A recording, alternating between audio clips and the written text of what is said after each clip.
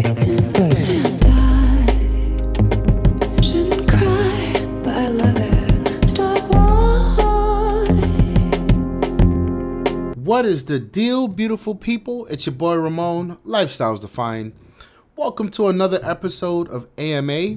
How this works, you ask your question in the comment section down below, and we answer it in upcoming videos.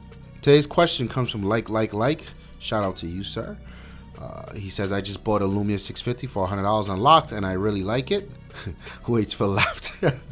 I wish Nokia much luck. He's talking about Nokia's return to the smartphone world. We'll get a lot of details on that shortly. They were a fantastic hardware company in the last Lumias were any indication. 1000% agree, my brother. He goes, question, any thoughts on the report of Microsoft bringing X86 emulation coming to ARM processors? Well, this is interesting, right? Because this has been a rumor for years, and I mean years, almost 10 years in running. And I think Microsoft finally found a way to do it. I didn't read the entire blog or the announcement, whatever the hell it was, but from what I gather, they're pretty confident in what goes on here. And for those of you who not in the know and on this level of techiness and nerdiness, I'm not even on this level anymore, but I still get a good deal of it.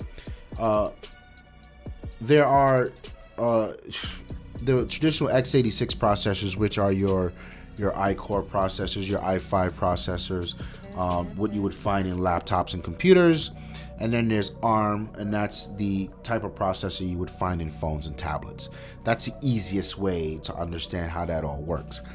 Now, traditionally speaking, you could never run an EXE. You could never download the newest Photoshop and just install it on an iPad or in a Windows phone or an Android phone, right? Because it just didn't work that way.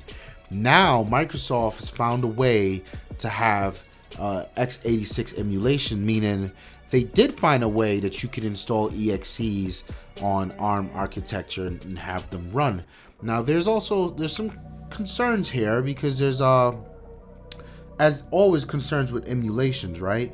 What's the performance like? There's nothing like native code.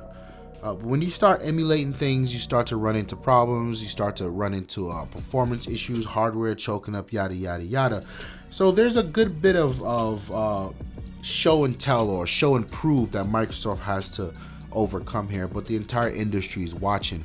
What makes it interesting, however, is when you look at the dichotomy of how everything works, right?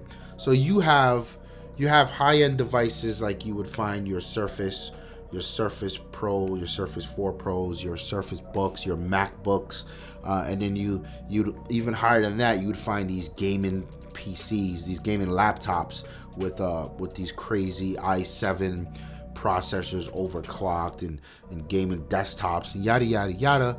And then when you come on down the line, you get these super thin, super sexy, super cheap laptops that run like i-Core is what they call them. And they used to be, I forgot the name of them, but they're really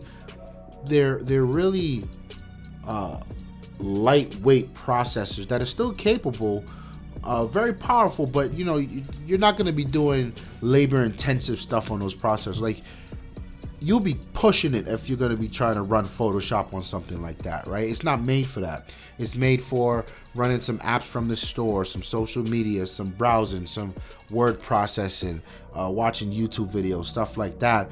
And you know, these processors, although capable, in all actuality, they aren't too much more powerful than the processors you would find in like an iPad or an iPhone or a Windows phone or Android phone. So this is very compelling to developers, where they can sort of take their already existing code, repackage it, new UI, and potentially have it running on an ARM processor, which leads to a whole new revenue for these guys, a whole new avenue. So I think it's dope. Right now, I don't think it means much, but you know, 5-10 years down the line, this could be something that the industry would be on the edge of just making that switch. And I'm very curious to see how it all pans out. But right now, I don't think it's a big deal. It won't really change anything. Certainly won't save Windows Phone. I just spoke to Jesus and he's not sure he can save Windows Phone. So there's that. Thank you so much for your question. Like the video if you like it, dislike it if you disliked it.